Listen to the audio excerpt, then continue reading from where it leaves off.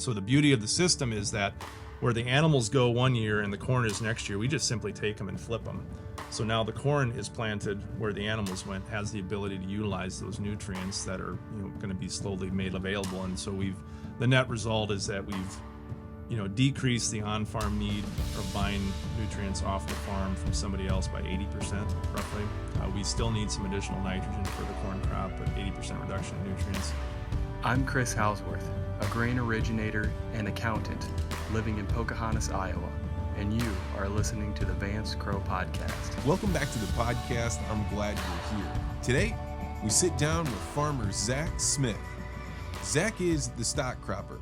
Many of you may have heard of him or seen him on Twitter. He's one of those guys that's taking some of the more avant-garde ideas, maybe even dreams, and turning them into a reality, changing the hyper-efficient system where we're planting rows and rows and rows of corn and soybeans, and instead creating a system where he can actually run livestock in between the rows of crops and then rotating them year after year.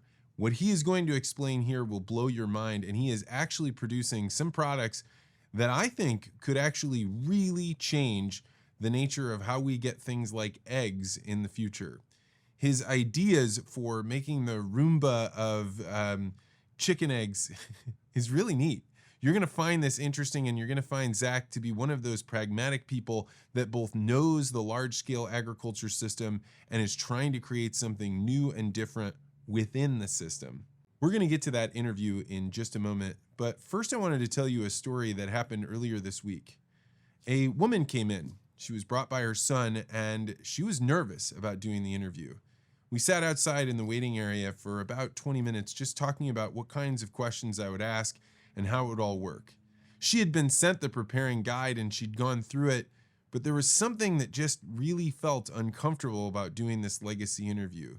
She was nervous. And it was interesting because this was clearly a woman that was determined, that ran a very successful family, that was really a confident person, and yet she felt kind of intimidated. But when we sat down here in the studio and we got to talk about where her parents came from, why they ended up in farming, and about her childhood, by the time we moved into some of the more deep and intense questions, she was really open. And in fact, at the end of the interview, she stopped me and said, there were things I talked about with you that I haven't told anybody in 70 years. Now, it's not that she was telling me big secrets or things that were hidden away.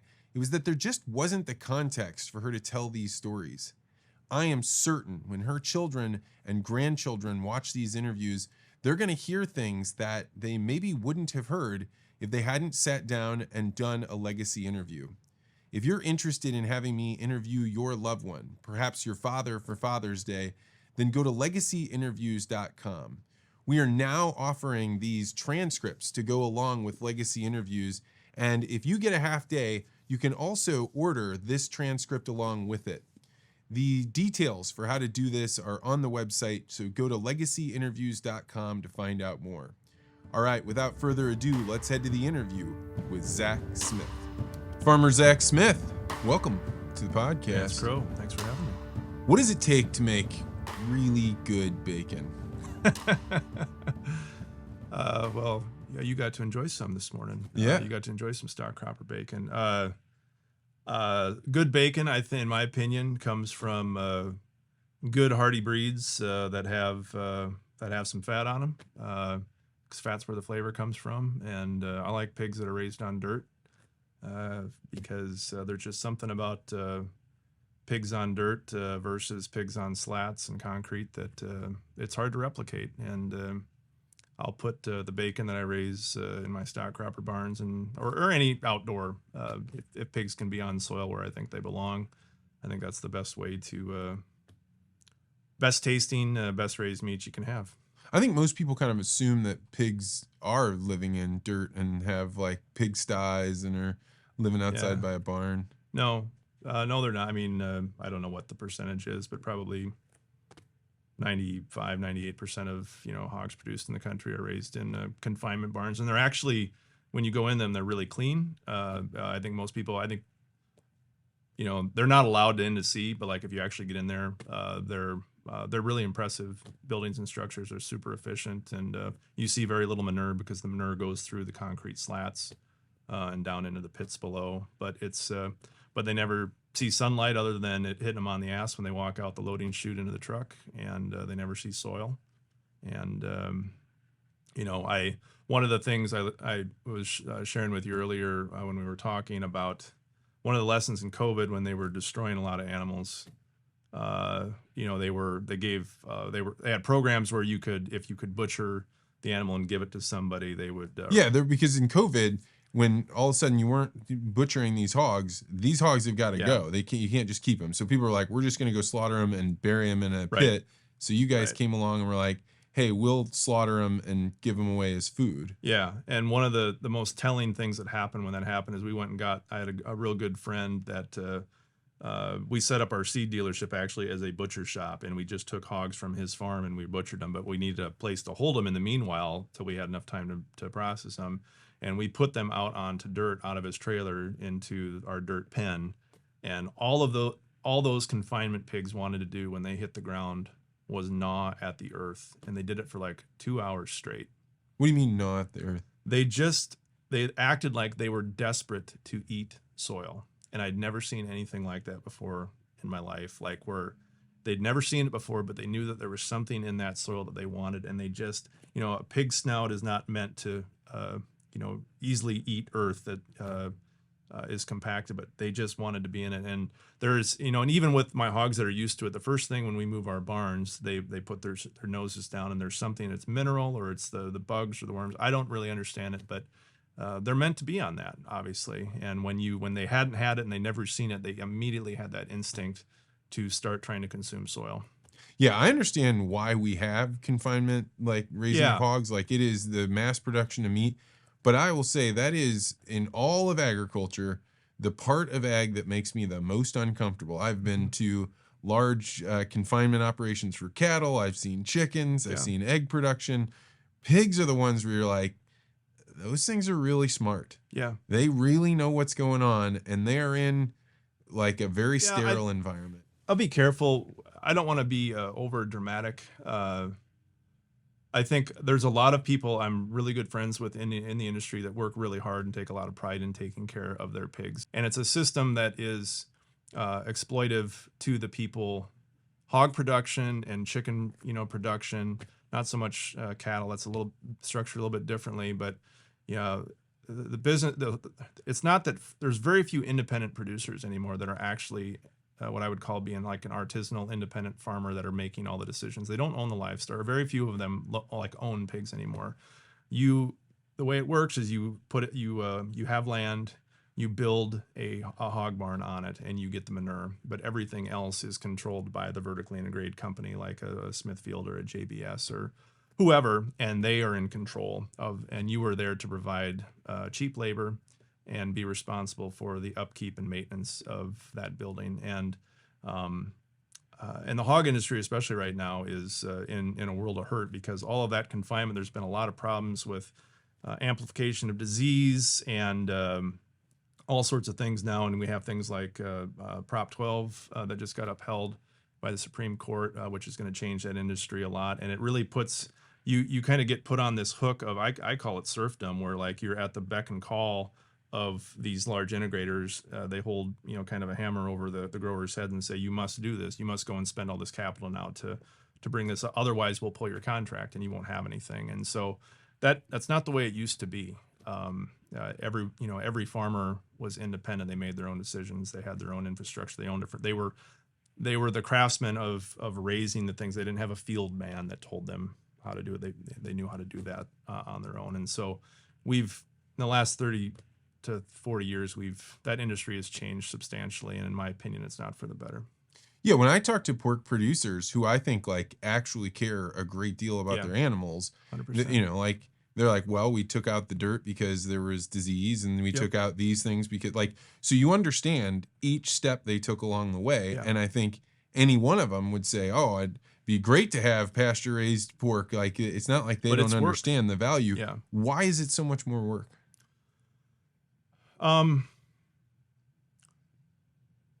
Well, it's just, you eliminate like those environmental issues that come along, cold weather, disease, mud, things like that make it, more difficult. And it's also, when you build it like a factory, you can get the throughput through. And that we made a decision a while back that was more important.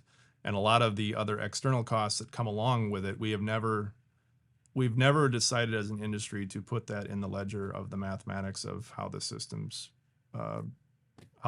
works. And it's fake math, or it's fuzzy math, as George Bush would say, on accounting for the costs of the system as a whole. And I think it's high time that we stand up and actually account for those costs. Well, I think one of the reasons we don't account for the cost is because most people have never had the bacon like I had this morning, right? Like, so we got my 2 daughters, my wife, you and I were about to have breakfast, and we have this bacon, and it actually looked different than the bacon that I get at the store. And even if I wanted to go to the store and get it, I couldn't. Yeah, I mean, the supply of it is minuscule compared to, to what people are used to. I mean, I was, I ate at a Culver's on the way down here, and like I only eat the meat that I produce, and it was a salad with chicken on it, and like the chicken breast that I had was, it tasted completely foreign to me. It's pumped full of, preservatives and brine solutions. It doesn't even taste like what I'm used to, killing a chicken, letting it go through rigor and freezing it and then throwing it on my Traeger. Like, it's a totally different product. And most people don't have access to know the difference or even to question it. This is just what chicken tastes like. This is just what bacon tastes like. So I think my experience with working at Monsanto, I got the behind the scenes look, and the thing that it showed me was people on the outside of the industrial food system that are throwing rocks at it believe that there's a bunch of people that are intentionally doing something really negative, something that like, oh, we're trying to trick these people, but basically everything that is going on in the industrial food system is to solve a problem. It's that like, hey, people got sick from food poisoning, so we're going to treat food this way, and we're gonna apply these regulations, and so then these things done at giant scales start making it so it's just like you wake up one day and the system is so different than the way that your father or grandfather did it, but you understand how you took all those steps to get there. Yeah, policy drives agriculture, and farmers respond to the policy because they're in the business to make money. And so if the policy is not set up intelligently enough to take into account the things we were talking about, the farmers do it, but I don't necessarily blame farmers. I am critical of farmers not being more self-critical and looking at what we're doing and asking tougher questions as to why, or could we do it better, or the lack of curiosity. But I think that's probably in every form of business. People get used to tradition. They get used to the way that things that dad did it or grandpa did it, and it's hard to rock that boat or to get out of that lane. And that's not just to agriculture, that's to everything. But I think that the consistent things for me are poorly constructed policy that doesn't account for external costs, and the fact that change is hard. I think human nature is a big reason as well. So you are the founder or the president of Stock-Cropper. Mm-hmm. What is Stock-Cropper? So Stock-Cropper is an idea that was hatched 4 springs ago, right when COVID was hitting. Myself and 2 other farmers, Sheldon Stevemer and Lance Peterson. We were farmers that were, I should back up, commodity prices right before COVID were like just garbage. $2.75 cash corn, $7.25 bushel of beans. We're all corn soybean farmers, well below the cost of production. And we're all small farmers. And we were trying to find a way of how in the hell are we going to stay in business? Because we didn't have the scale like a lot of the big operations where they can have advantages with negotiating, deals on equipment or seed or whatever. And we'd been playing around with some of these concepts I call biohacks, where you change the arrangement of the field and be able to boost yield just by not buying an input, but changing the architecture of what a field looks like. We were interested in this concept called strip intercropping, where instead of all corn or all soybeans across the field, you plant alternating strips of 20 foot of corn, 20 foot of soybeans, 20 foot of corn. And the idea is by changing that arrangement, you get some cultural benefits to growing that way, and you also get increased light for the corn on the outside rows. And when you give them that, you can substantially boost the yield. And so the idea is that the beans will take a little bit of a hit in yield, but the corn increase, when you do the math across the entire field, you're better off to put that diversity in, and it kind of raises all ships, and you can increase gross revenue. That was the concept we were thinking about putting broad acre across. But the problem is that the soybean, it's a risky thing to do. It's not as efficient as just broad acre farming. And we're like, well, what if we could crack a code and find something to put in between the corn that would be as productive as the corn from a revenue standpoint? And we were, this idea of like relay cropping from folks like John Coots and Jason Mock and Lauren Steinlage, folks like that. They're working on that, but what's relay cropping? Relay cropping is where you plant a crop like wheat or rye in the fall, and then you come in and plant a crop like soybeans into it, and then you will harvest the wheat or the rye in July, and then the soybeans will come up. It allows you to get 2 crops essentially in 1 year. But the further north you are, it's harder to get the fall crop established because of our hard winters and cool springs. And so we're like, well, what else could there be? And the idea was hatched by my friend Lance. He said, well, what if we put a pen of sheep in between the corn? I'm like, a pen of sheep? What the hell? Well, first of all, who's going to eat lamb? We live in the corn belt. People eat pork and beef and, and some chicken. And then we started talking like, well, what if it wasn't just a pen of lamb? What if, we're told we don't have enough diversity on our landscape, which we don't, What if we made a 4-ring animal circus on wheels where we had not just sheep, but we had sheep and goats and pigs and chickens? And what if we built this thing and we incorporated all the technology that we have on our fancy, $400,000 tractors with GPS? But what if we didn't burn diesel to make it go across the field? What if we put solar panels and batteries and made a device like Elon Musk would and make that go across the field? And we changed the arrangement of a field so that we don't need to call a fertilizer truck anymore and pay Nutrien or whoever to bring me MAP and potash and nitrogen out. Like the animals produce that, and we have the system that essentially is self-sustaining in a loop where we're producing grain not to burn at an ethanol plant but to feed back to livestock in an incredibly low carbon footprint system that just makes a ton of sense. It's an intelligent use of old ways with new technology. And that was the birth of this concept that we called stock cropping, which is why I define it simply as the reintersection of livestock and crops working together simultaneously at the same time in the field.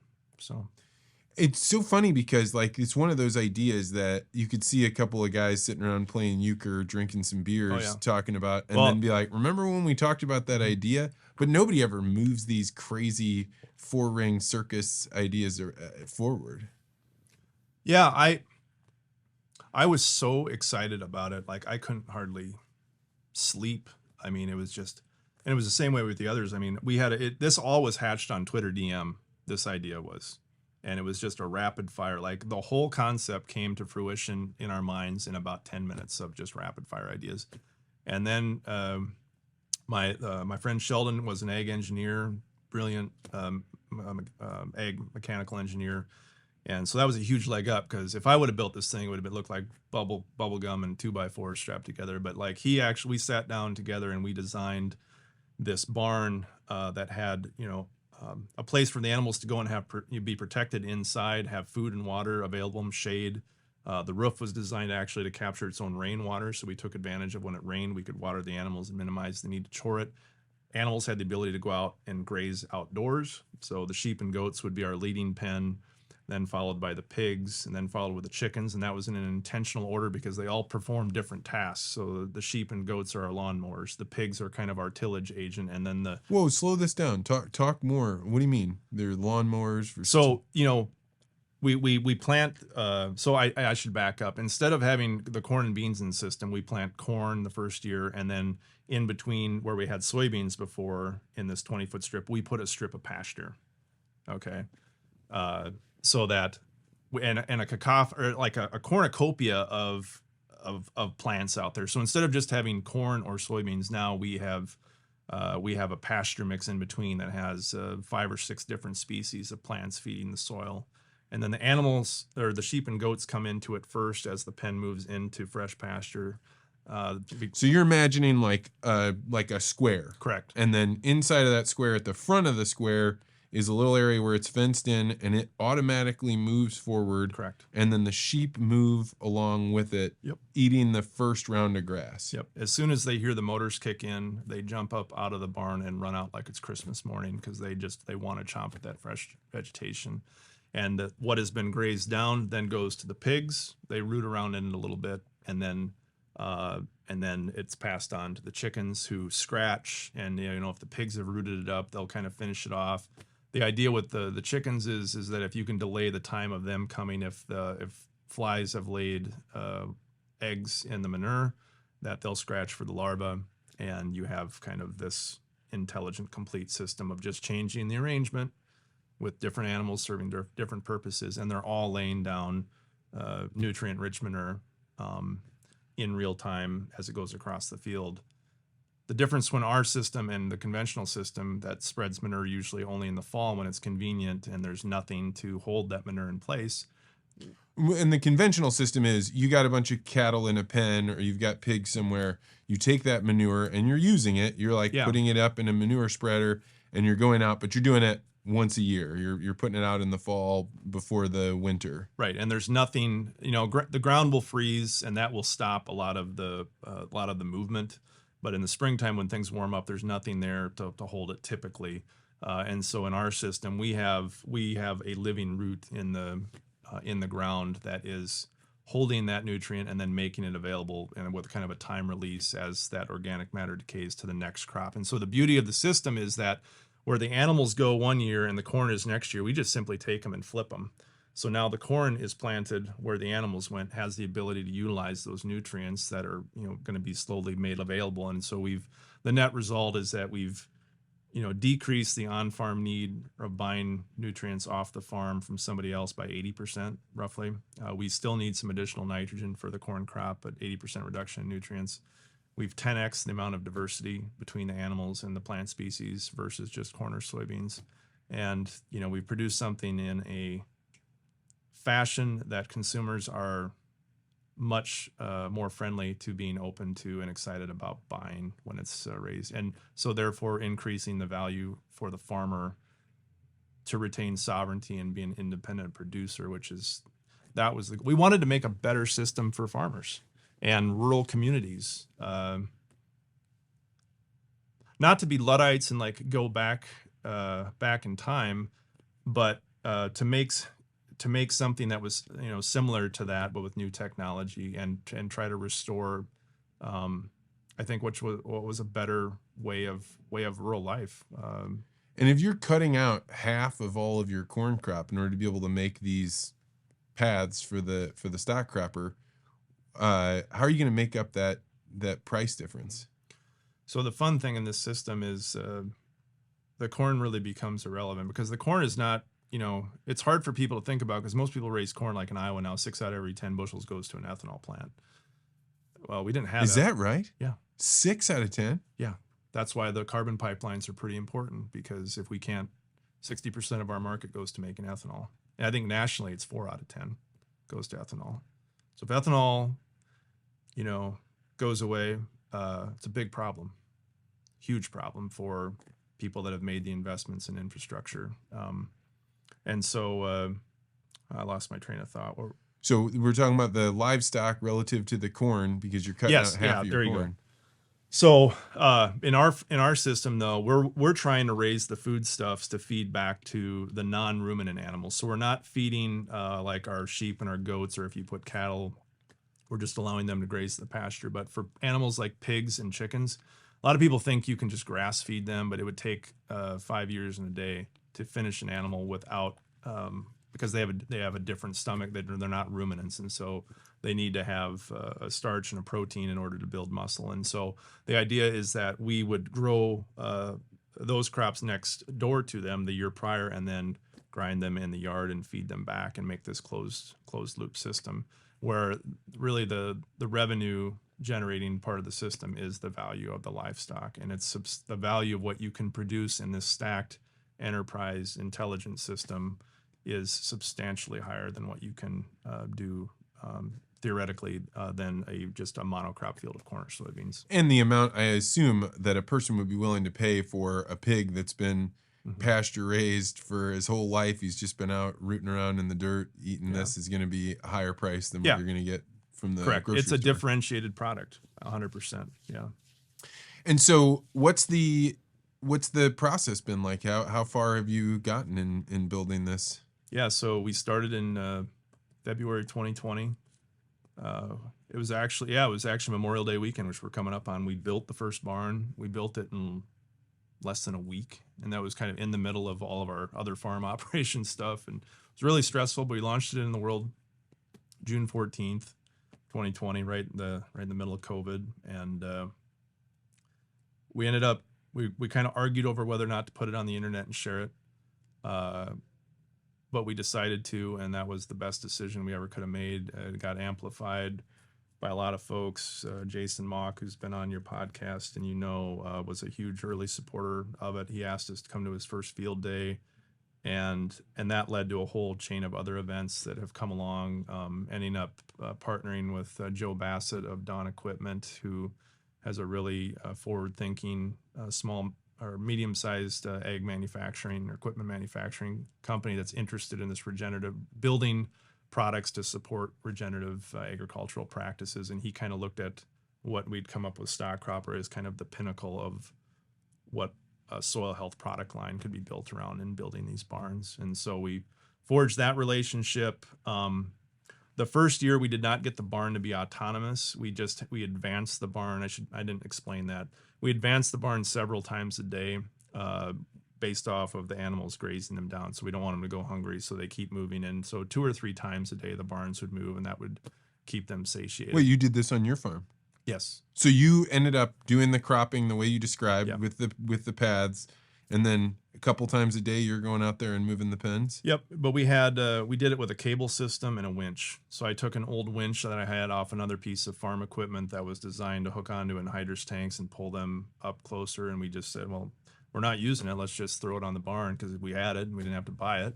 And we hooked it to a tractor at the end of the pasture run, and my hired guy who lived on the site, he would go out and just hit the button on the winch, and the barn would go 11 feet ahead, and it would stop. And did those goats go running forward to get some new grass? Yeah, they absolutely loved it. And the chickens go nuts because if there's bugs, grasshoppers. Last year we had a really dry year in the system. There's all sorts of grasshoppers. Chickens just went apeshit to eat grasshoppers. And so you could see their excitement. Their heads are just going nuts, and they can't hardly keep up with them all jumping, and they would just go. So, getting rid of the pests with an animal instead of having to go out and spray something. It's just, there's so many things. I've been trained I've been in big agriculture for my whole career, like 20 years. And there's so many things that this has just kind of opened my eyes up to what is possible with. Yeah. And that's no joke. I mean, you were a seed salesman for one of the best companies in the country. You were legit. I sold over half of my career, 15 years I spent selling. All I did, I was a chemical salesman. I have sold shit tons of glyphosate and everything else, fungicides, pests, and I was good at it, and I understood it. And it's not that, but I don't want to say that I think that, I know there's a big push to go completely organic, but I think a lot of people that make those claims really don't know what that means at scale.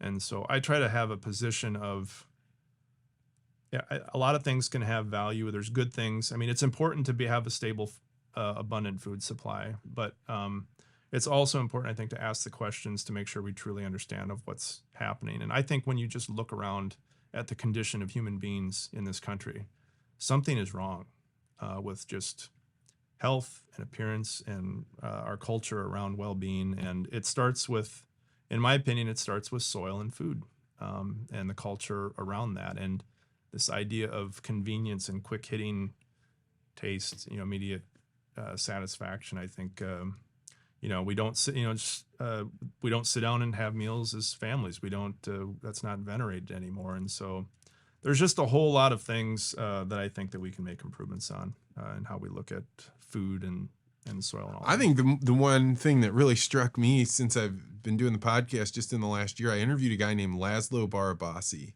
And so he's like a network scientist. He's actually like considered the godfather of modern network science.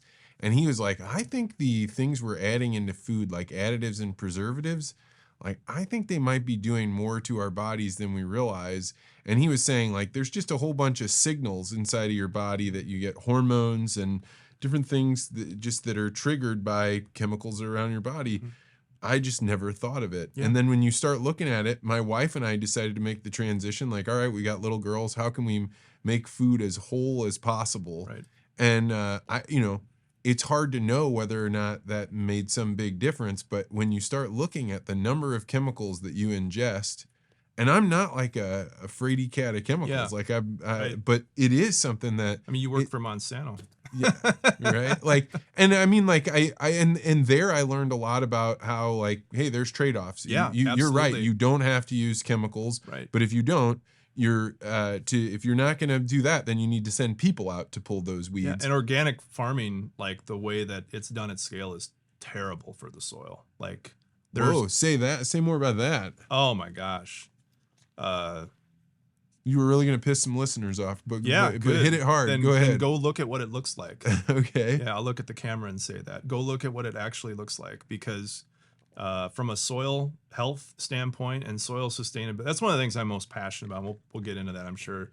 But like organic farming, like crop farming anyway, is dependent on about 14 passes of tillage, because when you don't have chemicals like they didn't 100 years ago, you had to go out and either manually pull stuff or use steel through the earth, which I don't think back then, I don't think people were conscious of what that was doing. But when you till ground, I mean, the first thing I learned in agronomy course at Iowa State is that tillage is a destructive force in the soil. And in order to People don't even know what tillage is. This is when you hook an implement onto the back of the tractor. Well, you tell it. Yeah, exactly. What you just said, you hook an implement to the tractor and you go through and disturb the soil. And there's lots of reasons for it. That there's things from a production standpoint that are beneficial. You can kill weeds. You can turn the ground blacker to help it warm up. That's a big reason, especially in like the northern latitudes when you need to get in the spring. There's definite benefits to doing that.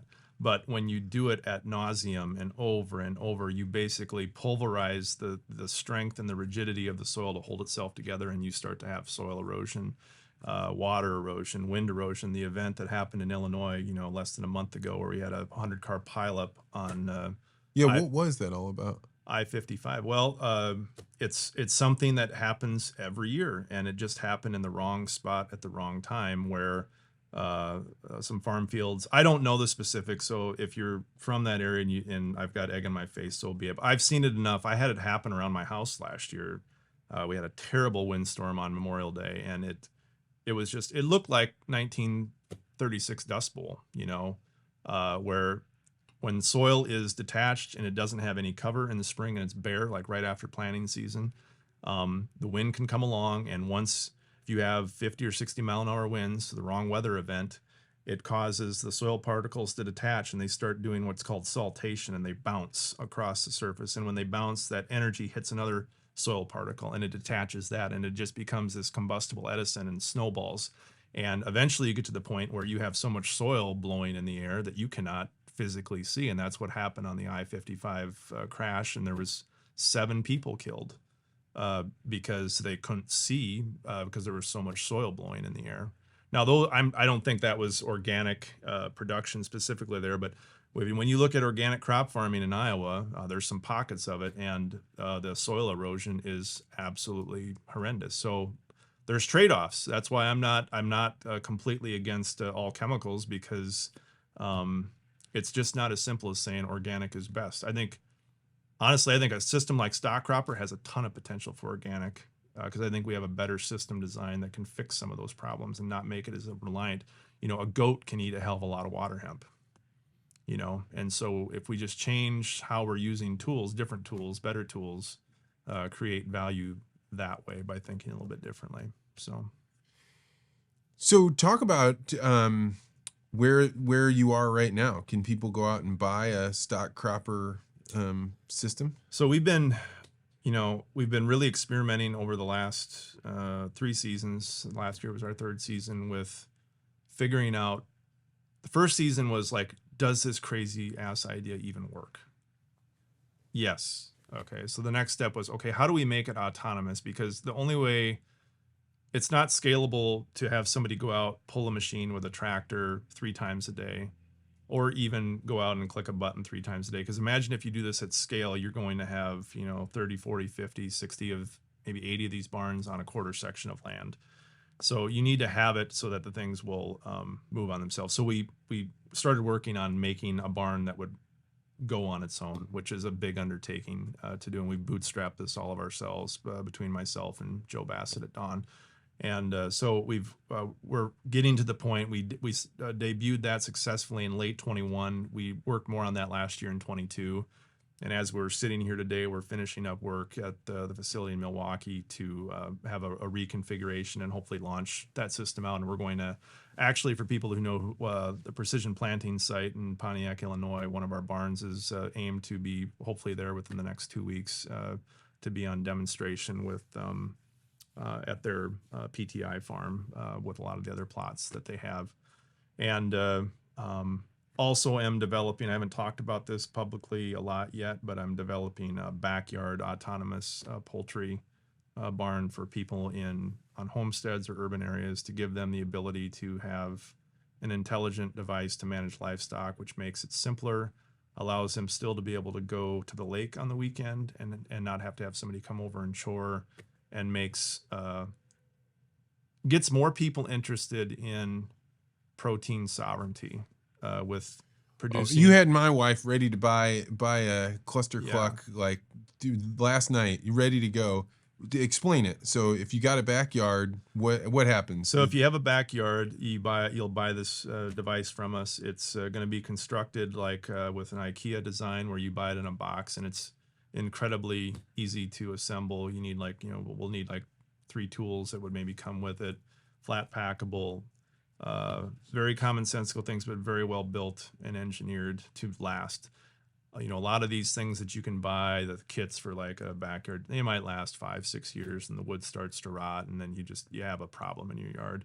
The other problem with those things is they just sit there and they just accumulate manure, and you don't get any benefit out of, And so if you had a device that could work itself across your property and feed your lawn instead of buying Scott's from, Lowe's or Menards or, whatever, your local garden store, like you're building that value. And if you have like little kids like you do, they get exposure to what food production is. They have some semblance of like understanding, like they can go out and collect the eggs. Or if you had broiler chickens, they could, we were talking about last night, like, what if you made your own meat instead of just saying, well, we're going to give this to somebody else to do the mess? Like, what if our children like actually understood where food comes from, and they developed the respect of the process, that it is what it is to kill an animal and then harvest the meat and understand then preparing it. And it's like when I've shown it to other people, it's a transformative process for people that have never been around it. It's really powerful, and it's not going to be for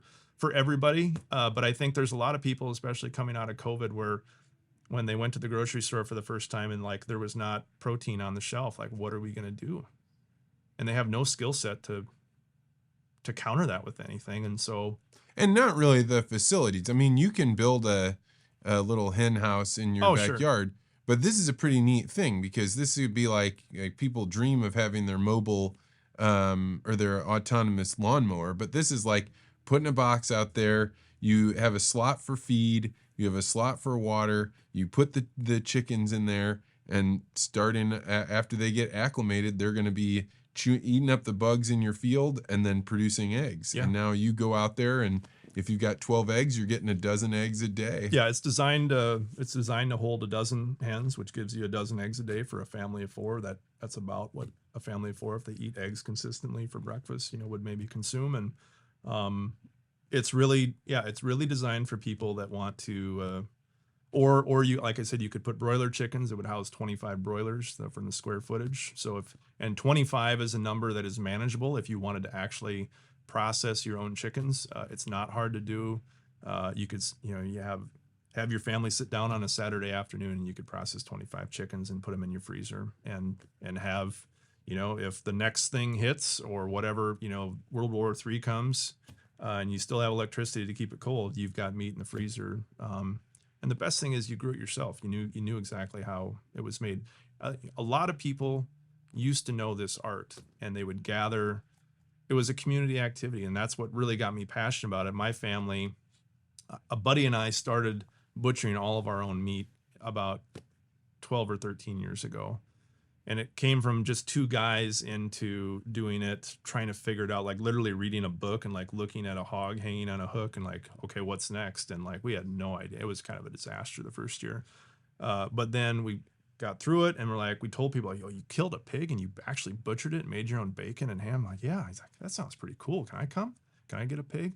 And it just kept building and building. And it turned into this great thing where the weekend before Thanksgiving for the last 12 years, like we butcher stock crop or pork and then we have Thanksgiving, and like that's the tradition, and we gather, and it's I don't know, we have probably close to a dozen people that participate in it now, and it's kind of a selective club to get into, to be invited to do it, because it's a special thing and you got to show up and work, and but there's not a lot of real things like that anymore. It's people picking up their cell phones and seeing what's trending, and like it's boring and stale, and like I think people are going to be hungry to do real stuff again. So. Yeah, I think the idea of doing this, like in my legacy interviews, there's two things that you've said that have really struck me. One is the number of stories that women tell me about when they were little girls about having to go collect the eggs and getting attacked by a rooster. I've heard stories like that many times, and it's a formative one, right? Yeah. Because you'll hear a woman say, I was attacked by the rooster and Dad didn't believe me, and finally I killed the rooster. One time Dad went out and he saw the rooster pecking me and he killed it right in front of me. And, that taught me about the facts of life. I mean, these are things that people are remembering 80 years later, and it's a really important one. And the other one, and I mentioned this to you when you talked about having your slaughtering your meat, is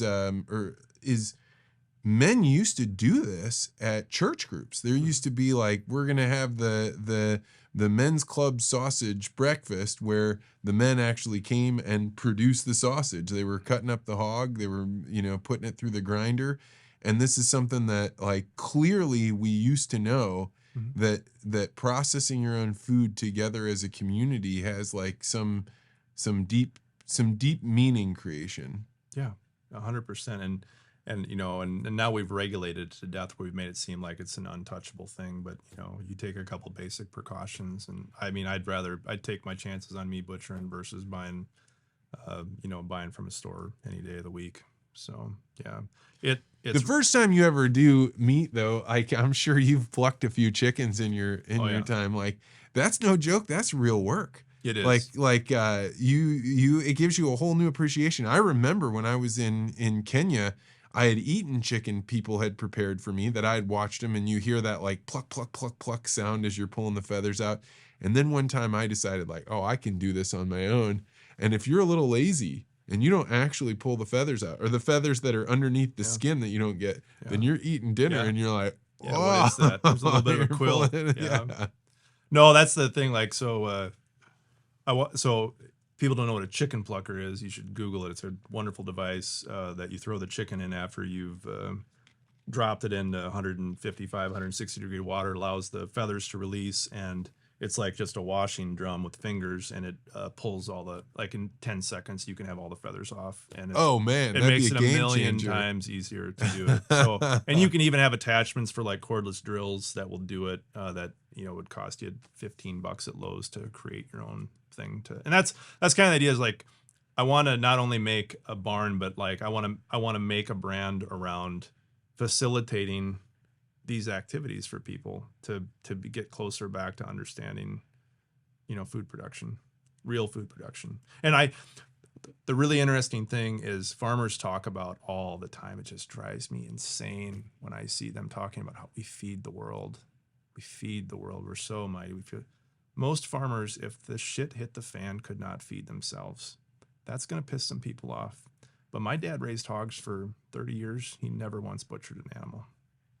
First time he butchered a hog is when I did it, and it was just off of a whim. And we produce commodities, and that those eventually get turned into food in some form or fashion. But there's not that many victory gardens. I mean, out on farm sites.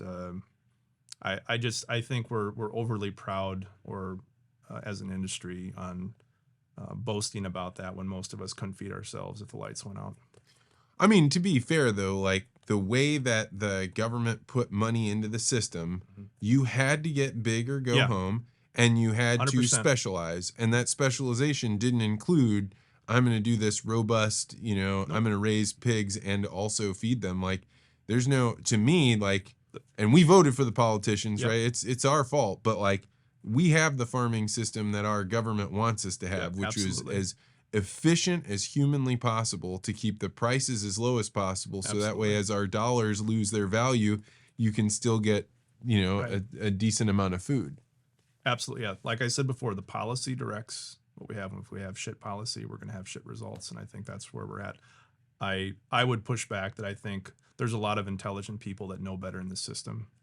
I've sat in boardrooms with some of the top execs in agriculture, and you have these sidebar conversations. And when you talk about stuff like this, they know, but their duty is to the shareholder, and it's so much of what we do in this business is based off of, are we going to hit Q4 numbers? Can we pay the bank loan off at the end of the year? We have a very, very short-sighted view of what this business should be. And it's why we don't take a lot of these external things in that have very much a much longer time window of impact than what anybody else is really talking about. I mean, that's the biggest problem with inflation. Like, I'm in the world where people talk all the time about inflation, and the thing that I think is hitting us the hardest is the inflation of land prices.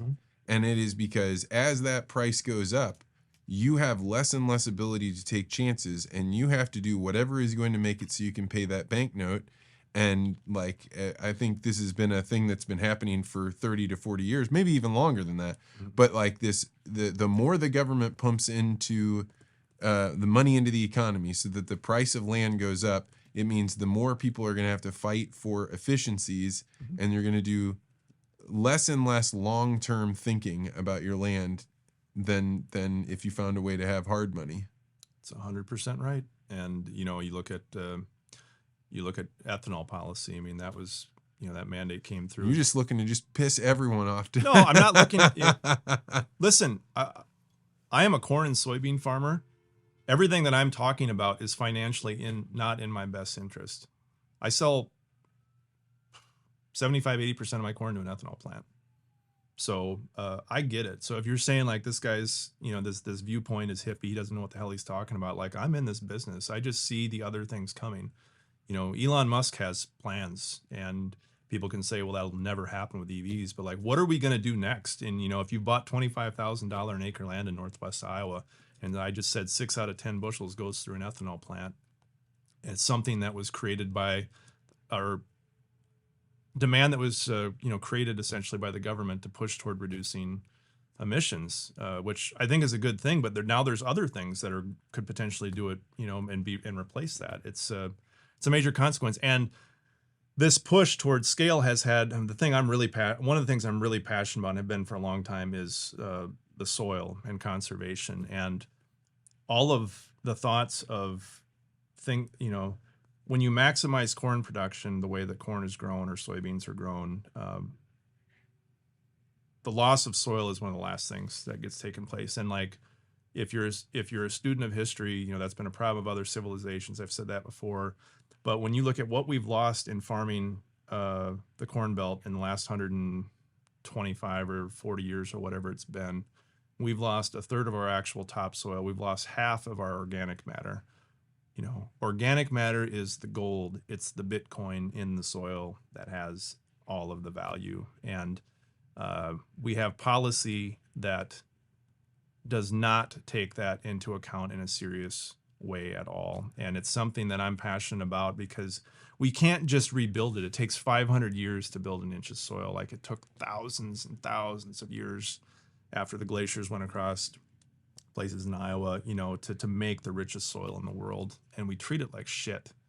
And we have policy that does not take that into account. And that's something I think a lot more people, if you're really interested in feeding the world, I went to so many chemical things. I'm sure meetings you're at where they have that thumping, club beat music, feed the world by 2050, 9 billion people, And like, I would used to get pumped up, like, we got a fungicide, we got to do all this stuff to do it. But like, who cares about 2050? What about 2060? If the goal is 2050 and we do all this bad stuff in the meanwhile to make we're depending on this technology wagon coming out of companies like, Corteva and Syngenta and BASF and Bayer, and we're dependent on that. Is technology always can we have a crappier medium from our farming practices getting worse? And are they always going to deliver that tech to get us over the next drought, gene or whatever else? And my contention is that eventually that hits a wall where it becomes physically impossible to do that. And we still have a hungry world to feed. And I think we need to think less. We need to start building that in and not thinking just about Q4, but Q4 in 2089. Not just Q4 in 2023. Well, one of the things I've wondered about is how the ag companies are going to respond when they finally fully realize, wait, we aren't going to actually hit 9 point whatever billion people. Right. In fact, the numbers may go down. Yeah. What does the marketing change when the world begins to recognize, oh, wait, actually, population collapse is our big issue.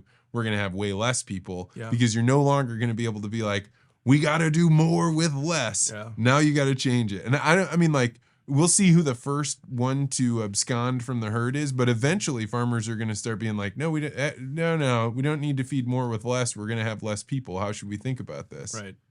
Yeah. It's going to be interesting to see. I've read a lot of stuff both ways on that, but I do see it. I mean, you see what birth rates are doing.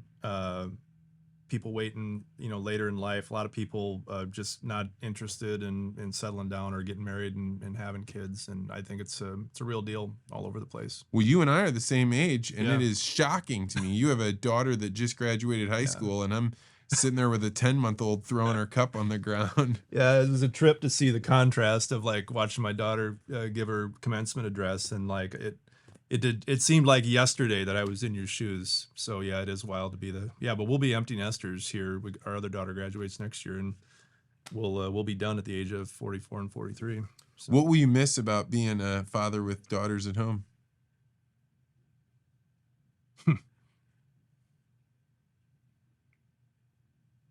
Well, now you got me.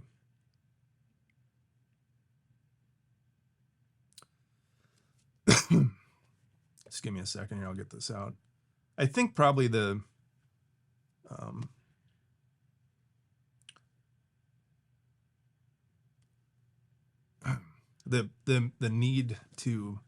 immediate need to teach and give guidance, even when it's not wanted. I think when they're not there that'll come, that'll be there when they go off to college, but being needed in an intimate way like that, where you have other people that look to you for help and direction, and the thought of that going away and just not seeing them come up the stairs, in the morning.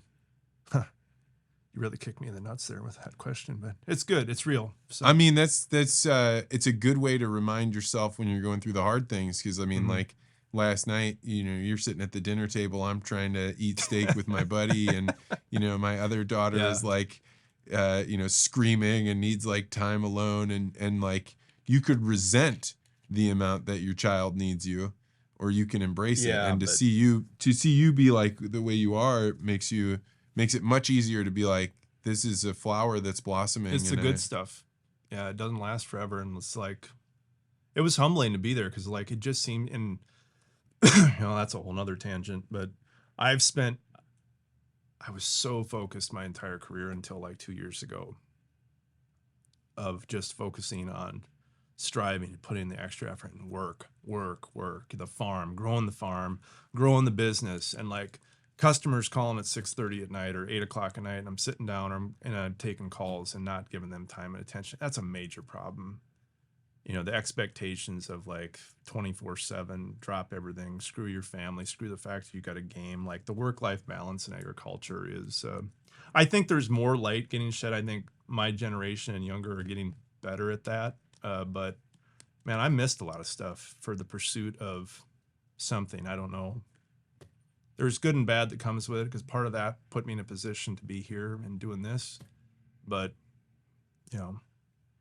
Yeah, there's a real trade-off, right? And Yeah. it's like a very, very difficult one to make, because if you say, I'm going to just stop and smell the roses for 18 years, like you can't somebody you else can't will make your eat you up Yeah. if you do that. Or I shouldn't. It's not. But it's you. The reason I built my business is because I did what I did. I would go above and beyond, and that was my brand. And when you don't do that, then you're just like everyone else. And I do have regrets about that. So I don't have many regrets in life, but that's one of them, that I was so focused on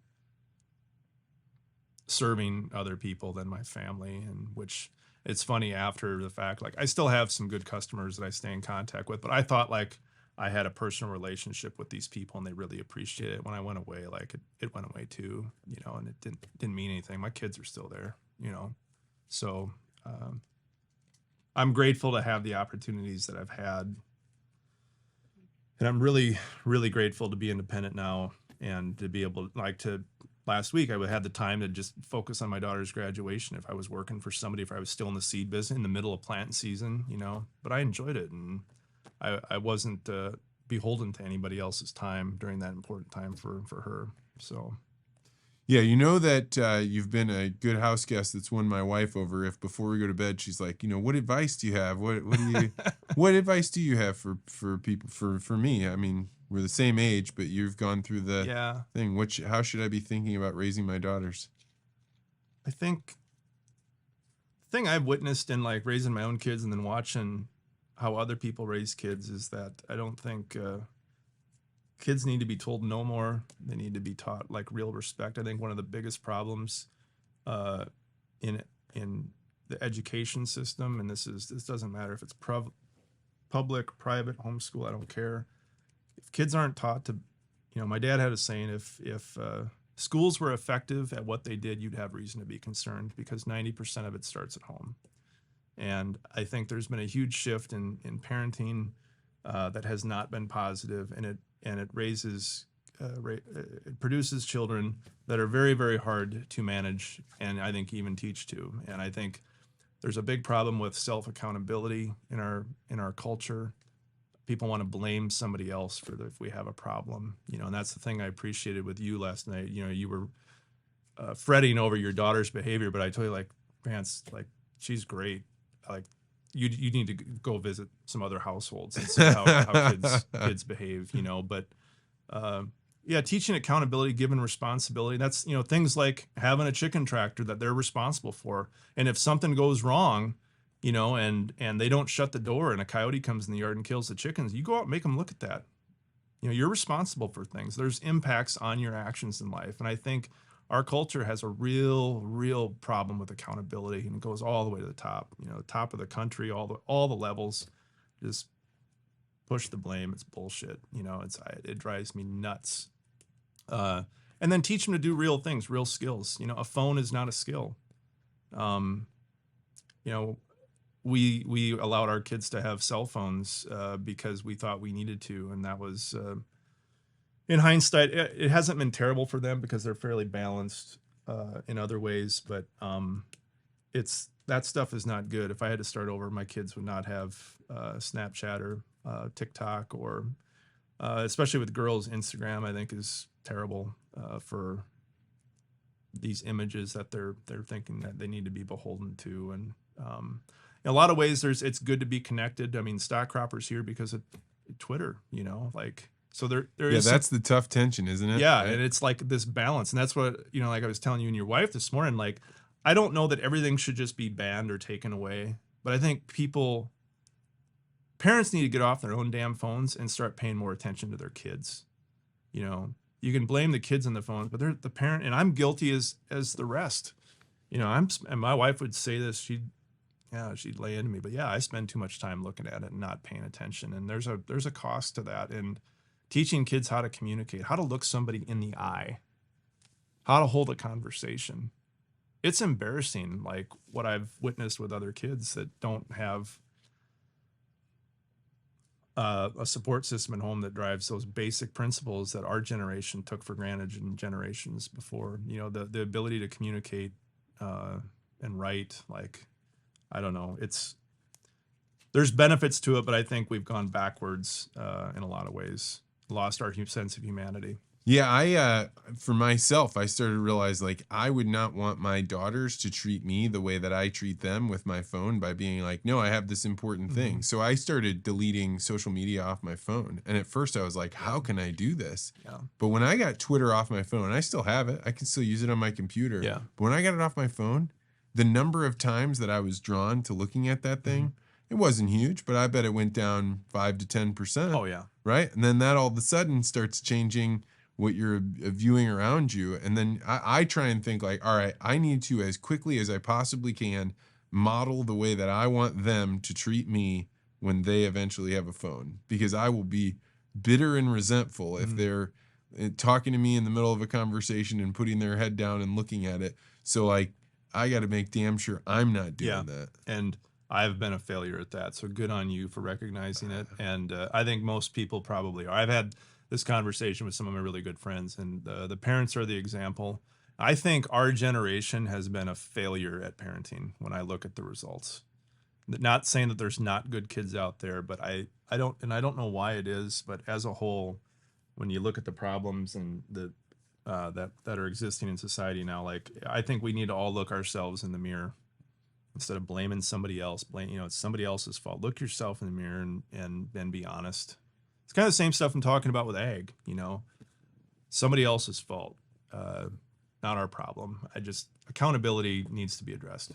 So if you could design a curriculum so that regular Americans could understand soil and water, what are things that people should learn in high school about the way food is grown? I think vocational agriculture in a lot of places has gone away, because especially even in rural America, it's like a lot of these farm towns don't even have FFA chapters because there's hardly any farm kids, right? The number of family-aged farmers, and I mean, the average age is like, 60 now, I think. And so there's not even a critical mass of people that are remotely interested. But, just basics of chemistry and I don't know if home ec is still a thing. My mom was a home ec teacher. I haven't worried about that because my girls cook, and like my wife is really good about teaching those things. But like those skills of understanding the importance of food and a balanced meal, and not going to Macca's and ordering 4 number 6s, like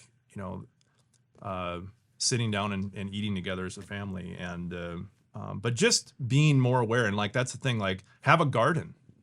It's not something, I mean, I guess, yeah, you can make that part of a curriculum, but like learning what it is and learning the difference between, what happens to soil when, it's mismanaged, and, how do you keep a crop healthy, and what are, how do pests work? And like people are so disconnected from food, and like there's so few people, like it's less than, when you look at the actual number of farmers, it's like less than 0.5% of the general population are raising all the food. And most people have no idea. I mean, even people in rural, small Iowa towns in the middle of all of it. I went and talked at the high school last week, and there were no farm kids in that class, 0. And their concept, being surrounded by all of this food production, they couldn't tell you how it was being produced, And there's... So let's talk more in detail, because I think, a whole bunch of my listeners are in the ag community, but a lot of them aren't. So if you were selling chemistry and fungicides, like, what are the problems that a farmer is facing, and what are their options to solve it when it comes to things trying to eat their crops? Yeah, so a lot of the problems that we have are created by the system itself. So we don't really, we have a crop rotation in Iowa for the most, if you call it, most people like that understand ecological systems would not call corn and soybeans a crop rotation, because, when my great-grandfather would farm, he had like 5 or 6 different crops, and it was rotated in an intelligent form because they didn't have a pesticide solution. But when we got pesticides it gave us the utility to just grow one or two things. And if there was a problem that resulted from that, like, European corn borer or extended diapause from rootworm beetles in corn they figured out, they evolved over time. So rootworm beetles attack corn, they lay eggs. If corn isn't there the next year to feed on, they die. Well, that works good enough until evolution and Mr. Darwin comes along, and the rootworm beetles figure out to lay their eggs, and they go through something called extended diapause, where the eggs don't hatch that year. They wait the next year for the corn and to come back. And then all of a sudden, I did a rotation. I did this cultural practice, and now we have this insect that's evolved. And so now we need to go and buy insecticide. Well, insecticide sucks, and because as a farmer, like I sold it, like we bring the insecticide in the shed, and if there were any birds in the shed, they were dead, on the floor. And like you put it as a farmer on, and you get a little on your hands, and they're nerve agents, and you start feeling it in your hands. And I've had it happen. 100%. I've handled it, and those things are real. So then you're like, well, that's not good. So then you go to Monsanto and say, we would really like a solution in the bag in the seeds. The seed is engineered to be effective at controlling those things. And so that was my game for 20 years, is helping farmers navigate options within the confines of the monocropping system. But it's not just insects, fungus, same way, weeds, I think weeds could be a enormous challenge for our current farming system, because we're on the last limb of the technology in the pipeline for the next 10 years to control tough to control weeds like water hemp. But we have a system that has self-selected for that, and we've used single modes of control which lead to resistance, and we don't ever seem to learn that. I think we've gotten better, but like now we've exhausted Roundup. When I started selling chemistry, it was so easy to do once we got Roundup Ready corn, because I would ask a customer, how many acres of corn do you have? How many acres of soybeans do you have? And I went to my calculator, and I would take acres of corn, acres of beans times 64 ounces. Here's your invoice. Here's some ammonium sulfate. Here's some volunteer corn killer. And that was it. It was very, very, it made it idiot proof. Okay. And we did idiot proof things for 3 or 4 years. Because for people that don't know, at this time, Roundup will go kill any plant that's out there as soon as it touches it. But if you have the Roundup Ready gene inside of you, then when the pesticide hits it, now it says, hey, don't die. You're going to be just fine. Just keep growing. Right. And so it made bad farmers look like good farmers, because the judgment of a farmer when I was growing up was how clean was your fields. And there was no such thing as a herbicide that would just kill everything. And so when Roundup Ready crops came out, soybeans first in 96, then I think corn was like 99. And then it was when I got into ag retail is really when it got up to like 90 to 95% adoption. But then we started having problems, and it's like, well, gosh, now we got to figure a way to manage out of this. And so we started introducing new chemistries or new traits to help us do that. But then we just use the shit out of them because it's what we know. It's easy. It works really good until it doesn't. And then we've been doing that now for the last 30 years. And like, I'm out of the game now for a couple of years, so maybe there's something new coming in the pipeline. But when I left the game, there was not anything novel or new. No, I mean, it is so difficult to get a chemistry through the regulatory pipeline that most companies won't even do it, because you could get all the way through. You've done all this R&D, you've spent hundreds of millions, if not billions of dollars, and then they just say, no, we aren't going to. And so what they're doing is they're going back to old 70s chemicals like dicamba, and they're saying, we put a new surfactant in it so it doesn't lift off the fields when there's a temperature inversion and go in a big fog off to go kill other things. And maybe it does and maybe it doesn't. I don't know. But like that was a lie. I'll say it on the podcast. So that's we don't have to go down that wormhole, but But the reason they're doing it is because if they are going to return an investment for their shareholders, the danger of going through and trying to do R&D is just too high. Absolutely. Yeah. And I would say, I would even push back on your description about the good farmers and bad farmers. I would go back to the idea that I think this is inflationary pressure. I think they do not have time to like go and make managed decisions and what happens if this doesn't work. In order to stay in the game, they were focused on being efficient to be able to pay that bank note, because Yeah. if you aren't willing to pay it, the next guy is willing to pay more. And if you can't bring the price, I mean, because commodities are always going to go to just exactly the price of production. And if somebody else is going to do it right next to you cheaper, you're going to lose your land eventually. Yeah. Yeah, perhaps. But the thing I would push back is, though, that there are people out there that do know better on some of these things, and they go along quietly with it, and it doesn't help long term in the situation. That's the pushback. But you're 100% right in describing why we have a lot of the issues that we have. Farming is a business, and you need to stay in business, and you need to make money, and so you play the game. My dad always said you got to play the game, and you play the game as best and you can. But I'm one that I'm in a position now where I learned a lot in 20 years. I understand the game pretty well, but I have nothing to lose in questioning it right now, because my motivation is, it's not to maybe stock cropper takes off and I make money. I really I want it to be successful, but I want a better, and there's a lot of people in this space that I think want the same things. They want just a better future for this business, because it's an incredible business. To be able to grow food, it's so satisfying to grow a crop and to see it and take it to harvest, and it's an incredible way to make a living. It's just I think we can do better, and that's what I aim to try to push. Sometimes I probably push too hard, and I'm sure there's a lot of people that don't like my approach, but you just kind of get sick of some of the bullshit and the greenwashing and the advocating that happens. I think if we want consumers to trust us, we need to be honest about the things that are part of this, and be advocates for policy change rather than just complacency and apathy. Most of the farm groups want no changes to the farm bill. Keep crop insurance the same. We're happy. No Explain change. crop insurance to people that don't know.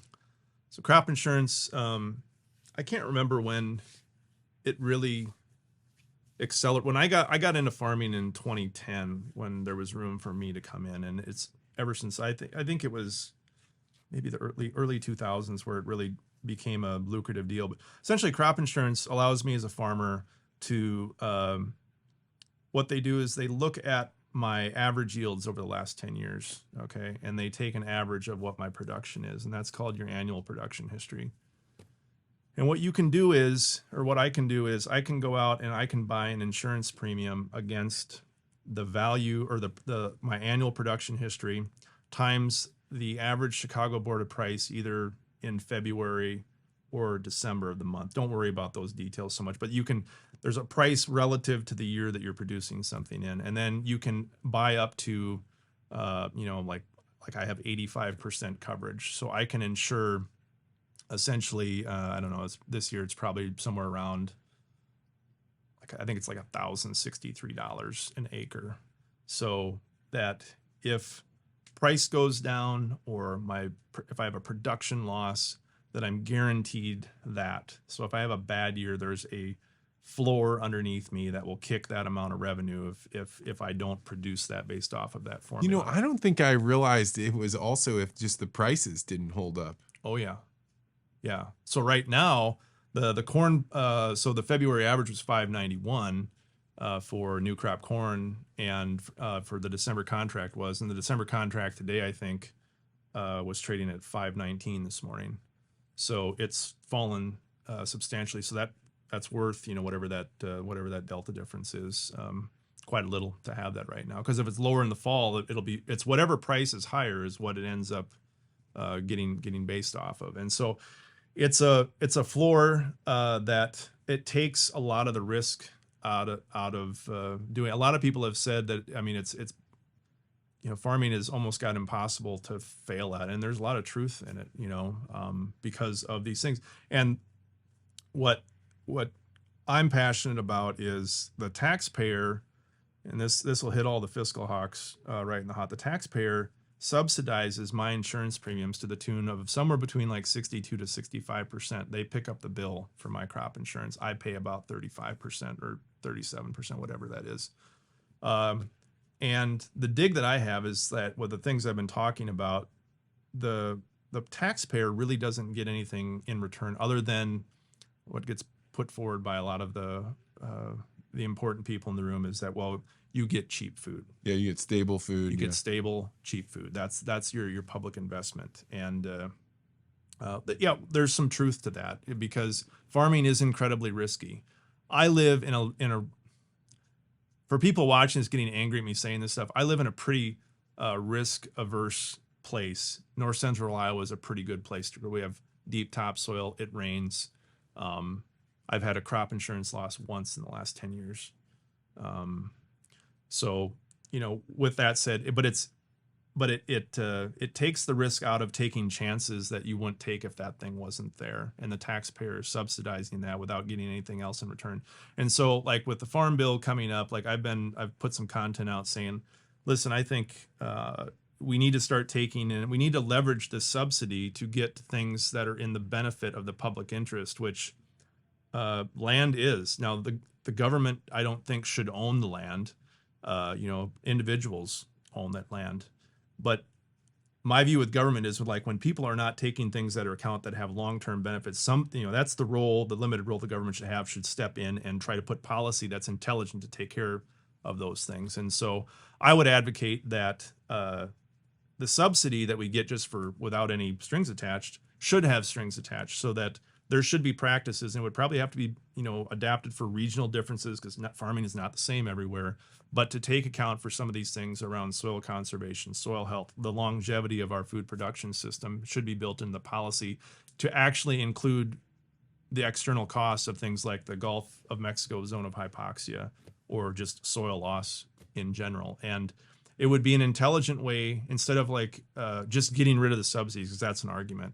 I don't think that would fix the issue, because I think people would just keep on doing what they're used to and what the culture is and what's normal, and the same problems would just keep happening at the same. Now, there may not be people that grow corn every year in the fringe areas like northern North Dakota or dryland corn in Kansas or something like that if crop insurance wasn't there. But the same problems with, like in my neck of the woods, like losing topsoil in these wind events, or we had a 4-inch rain. I mean, my God, you should have seen the water running off the fields and the color of it and the things moving with that water, because there is no break in the system naturally that is substantial enough to make a change. And I think if the taxpayer is going to invest in the farmer, that should be part of it. Yeah.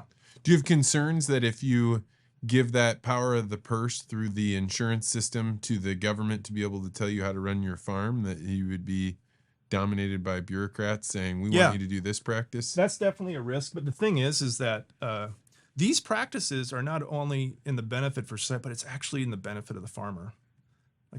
Like I said before, you spend $25,000 an acre on ground and you farm it in a way that increases the chance of it blowing or washing away. Does that make any sense? Would you do that to your farm pickup that you wax pictures of and put it on Twitter about how clean your shed and your shop looks like? That asset value pales in comparison to it. And so the things I'm talking about it's science. Like, this is stuff you learn in agronomy 154 at Iowa State University, soils introductory. Like, this is not like magic or speculation. It's real stuff, and there's real science behind this thing. And so if it's going to benefit not only, the farmer, and it actually decreases these practices if they're done correctly, my chances of filing or collecting an indemnity payment on a crop insurance claim are less because I'm utilizing practices on my farm like strip till and cover crops. Because in a dry year, when the rainfall falls on my farms, it doesn't just run off to the bottom.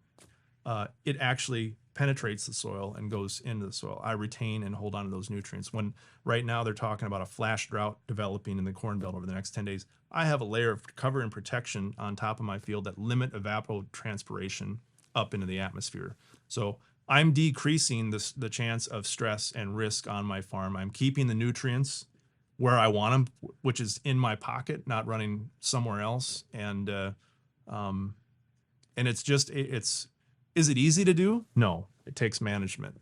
It's hard. It's not perfect. There's challenges that come along with it. But I think over the long term, putting policies in forth that foster this changeover in mindset, mentality to long-term land management are incredibly important for the future food security of our country. But if it's good for your farm, this is already better. You're not losing, valuable topsoil. Why do you need a subsidy to make it happen? It's a great question. I don't. That's what's so infuriating when I look at like, well, do you need somebody to tell you to wipe your ass in the morning? No, because running around stinking all day is no good. Like, people won't want to be around you, right?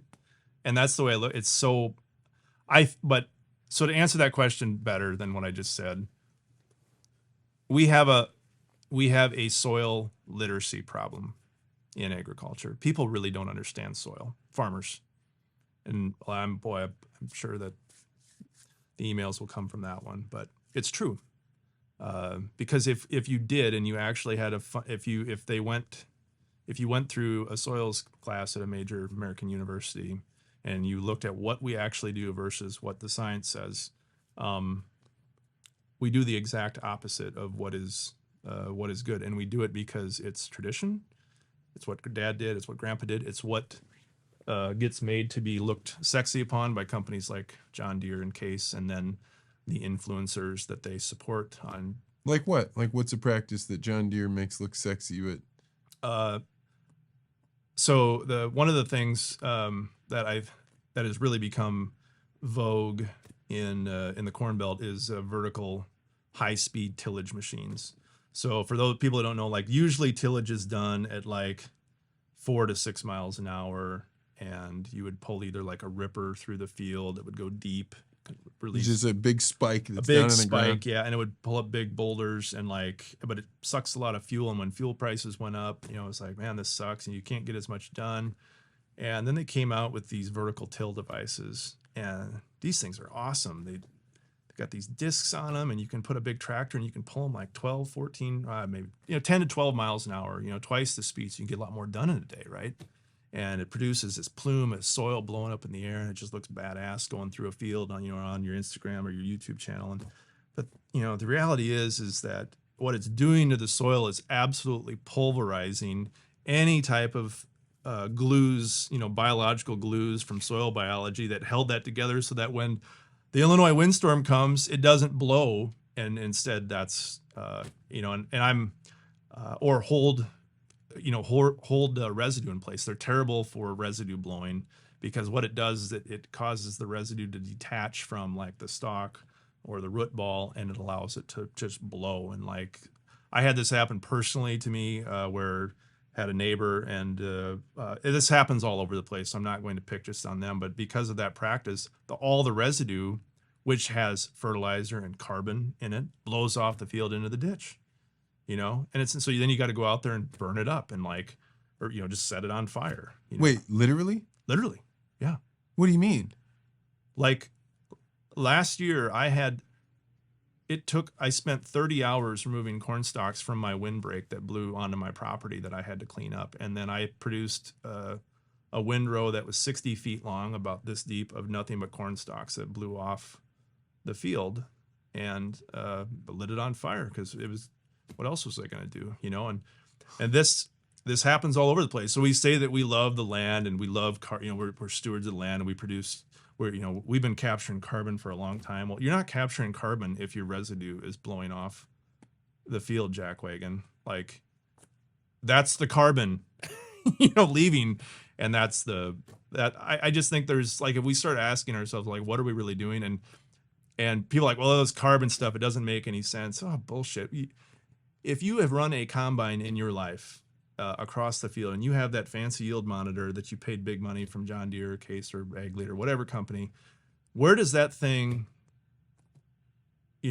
pump gas at? It is in the lowest area of the fields where you have the highest amount of soil organic carbon. That's the sweet spot. You have that reminder every time that you combine. The hills that have been eroded and everything's washed off, they suck.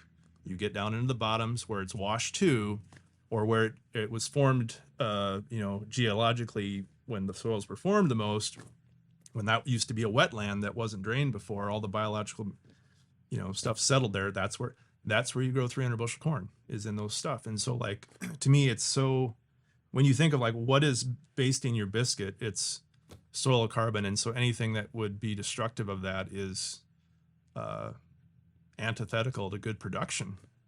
It might be. And so there's definitely a small community of us out there that see this stuff, and it's kind of painful to watch and frustrating.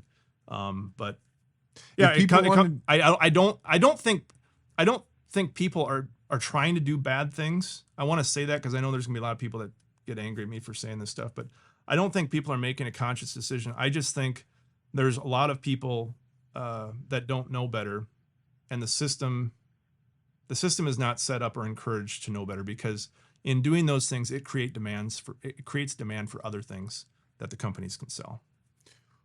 Oh, that's interesting. One of my favorite conspiracy theories, and like I have literally no evidence to back this up at all, but I had an old scientist tell me this one time. He was like, "You know who funded the original anti-GMO like activists?" And I'm like, "No." He's like, "Well, who stood to lose the most money when all of a sudden you could go out and spray instead of doing what you did before?" Mm-hmm. And he's like, all the tractor makers that were making giant engines to be able to drive a spike into the ground and use that to rip out weeds. And once you had glyphosate, now all of a sudden you don't need these giant engines anymore. Right. And so he's basically saying all the tractor companies were the ones funding the original anti-GMO stuff. Yeah. Now I have no any information to back that up or corroborate it in any way. But there is truth to it, because I don't know that that's an active thing, but it is a result. Like when you do these things, if you produce an environment, like right now at home, there's a lot of people, replanting seed because they went out and they tilled the piss out of it. And guess what happens after you destroy the soil structure and you get a 4-inch rain? It packs it makes a crust, and then the corn can't come out of the ground. And so then now they're running back, and then the cycle and so you would think like next year, did you make a change so that didn't happen? 95% of the time, no, it's the same. So we kind of, in the early part, you had mentioned how much corn goes to ethanol, particularly in the state of Iowa. If ethanol were to go away in your electric car universe, what would happen to the state of American, geology? Like what would happen to the face of? Well, it would be horrible for the Corn Belt economy. I mean, it would collapse. It would get, we didn't have it. I mean, I got in the business in 2003, and I can't remember what year the RFS was passed. It was sometime between 2003 and 2000. Renewable Fuel Standard. Yeah. So that's when they're like, you have to put ethanol in here. And when I came back, like stuff was tough. Like corn was, loan rate, like $1.80 a bushel. And there was no money. I remember when I started in retail, like we had to be careful with who we would let product go out the door. There were some guys that they just didn't have the money, and we were carrying them. And like, it was tough times. There were not lots of jobs in agriculture. Like when I came out, the job market was really tough. I never thought I'd end up back at home because I wanted to go work for a big company in the big city. That was my trajectory, but it just wasn't there because there wasn't money, and when the RFS happened, it changed everything. No longer had to ask people questions about if they had money to cover the check. People got caught up in current because the price of corn went from $1.80 to $3.50, $4, and then $5. And we had our first boom in like 10 through 13. We got up to $7 corn, and then we had a long tail, and that's when the stock cropper came in, because that tail had been going on for like 7 or 8 years, and we're like, well, now we got to do something. And then COVID happened, and all of there were, between the trade war and COVID, it's like over $60 billion got pumped into the ag economy to support it. And and then you put on top of that the fact that we had 3 years of drought in a row. And like for me, the last 2 or 3 years have been fantastic, because if you have deep black soils, you can grow some fantastic corn. And we've had great crops the last 3 years and record prices. I sold corn off the combine for $7.43 a bushel, delivered to the feed mill, and I grossed more on 180-acre farm last year growing corn than my dad paid for the entire farm in 1992 when he bought it. Unbelievable. But we've had production problems for the last 3 years, and I think we're on price of corn has come down substantially. The market's, I think, flat this morning, but it's come down in the last weeks, like 60 cents on corn. And driving down to St. Louis, the crop looks excellent to me. El Nino's back. I think we're going to produce, most of the country's planted. I think we're going to produce a hell of a crop, and I think we're going to be back to the economic conditions that stock cropper was created in 2020. And actually, because a lot of people have said when corn went up, like, well, why are you still screwing around with stock cropper? I'm like, well, because history repeats itself. We always catch up. We get it. We ring the bell, and we go back into this 7 or 8 year tail where things get tough. And I think the next thing that's happening with the alignment with baby boomers retiring. A lot of these baby boomers been hanging on the last 2-3 years. I think they were going to retire in 2020, a lot of them, but it's like, holy cow, now we can't afford to get out because we're going to make so much money. We got everything paid for. Like, this is legacy building time. And I think now that things are going to head back to break even or less, potentially, I think we're going to see a huge exodus, and there's going to be a huge transfer to the next generation. And our generation is going to have to figure out what to do with it. And, but it's also time for a lot of opportunity to maybe make some changes as well. So you mentioned the word legacy, and you gave me permission to ask you this, but you got a legacy interview for your dad. Mm-hmm. Can you tell me what made you decide to do that? I don't know. I just thought it was a cool idea, and my dad is somebody that loves to tell stories, and I got it to him for his 70th birthday, and I tried to get my siblings to come along with it, and they weren't convinced. They're like, well, who's this Vance Crowe guy? And like, why don't we just ask Dad questions and like get a camcorder out or our phone or whatever, and like, yeah, I want something that will last, and like there's so much value of history that he knows that I don't know, and like to pass that stuff on. And so I just said, screw it, I'm going to do this. I had another brother that came along in on me, and we gave it to him for his 70th birthday. And I told him about it, and he's like a lot of people. Well, I don't think I have anything worth saying. It's embarrassing to talk about myself, And he was kind of resistant to it, but then I told him about the historical value and the stories, and I said, wouldn't you want your mom to have been able to do something because she was a great storyteller? And he's like, yeah. And so he considered it. And so finally went along, and we got it set up, and we did it last fall. And so he got it back, and I wanted to watch it because, I'd invested, in hiring you to do this. And he didn't know that if he wanted me to, look at it. And so finally 2 days ago, I put enough pressure, like, I don't know how many more months after you got it, I got to watch it. And it was incredible. And I would, the value of the stories and why your parents are the way that they are, hearing that background, like not so much for me, but like I think for future generations, like my kids, to understand, what has shaped me, which, was my parents, and like, but they couldn't see that. They didn't grow up when we grew up, right? They just see this stern tightwad that there is their father, but like that's because he was, influenced by this, and the stories and the strife that people went through in the tough times of, like farming, in the 50s and again the 80s, and the value of passing that on. Like I mean, it was an incredibly emotional thing to watch, and it's priceless. I mean, that to be able to capture it and do it in such a professional way, and to have somebody curate it with care and skill. Like my dad loves to talk, and he goes all over the place, and like you just did a masterful job of like roping him in and doing things in a chronological order so that when somebody watched it, it made sense. And so I know it seems like people are watching like, oh, what, Zach, what's Vance paying you? He's paying me nothing. I'm just, I would highly, highly encourage, if you think you have a story worth telling, or even if you don't, getting people in here to just let them talk and get it down. And I guarantee you will not regret that decision, because I am so excited for the future generations to be able to look back at this and use it as just a historical reference to the time. I'm very, very glad I made the decision to take the chance doing it. So, well, I was honored that you did. And then afterwards, your dad brought me out, and he like had me follow him out to his car and gave me a watermelon, and it was a great experience with him. Yeah. Well, you've made it when Ray Smith gives you a watermelon. So.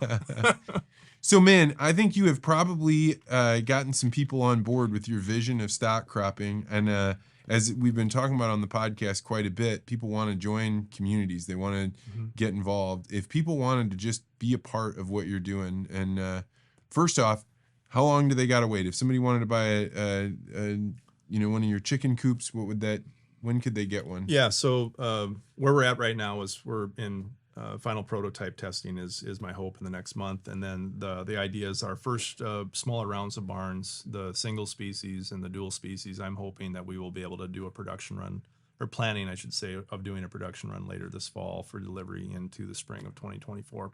Subject to change, that could happen. I thought we were going to be there last year, but it's not easy doing this stuff, and I have a lot of people that want it. We've got a waiting list. So I guess if you're interested, the easiest way is to go to my website, thestockcropper.com, and just subscribe to our mailing list. And when we get to that point, we will send out information to make the initial buying happen. But the goal is later this year. I mean, I watched my wife go from being like, I don't know who this farmer guy is, to being like, I want one of those. Vance, how long do we have to wait? Can we put one? She like went and looked up the indentures in our neighborhood last night to be like, can we actually do this? Yeah. So, like, I think you are onto something, and, like, to be able to touch my wife's heart about this, she's not a farm girl.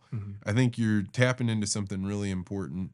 And, man, I'm so glad you made the trip down here. Yeah, this is worth this is my first podcast I've gotten to do in person and look somebody in the eye, and this is the favorite one I've done so far. So hey, thank you all for right. the opportunity. And if people wanted to find you on social media, where should they go? Yeah, so the what I post the most content to is as far as like what I'm up to, like on a weekly basis, I'll post to YouTube. So just search the Stock Cropper, and if you want to see a lot of the back content, the barns that we've made, kind of the path we've been on, some of the other farming practices I do, that's a good place to look. On Twitter, it's not easy to remember because it's a nickname from college, but I'm at Zebulus Prime on Twitter, or if you search Stock Cropper, I'll put it in the show notes. You put it in the show notes. We're on Instagram. I have a Stock Cropper TikTok account. I haven't done a lot this year. I'm going to plan to do more on TikTok, and just keep pumping content out, and subscribe, follow along, and hopefully we get to the point where eventually this becomes something a lot more people can participate on, and the trajectory is like from changing agriculture with it. Like, I think that was our initial idea with this system to produce like at scale.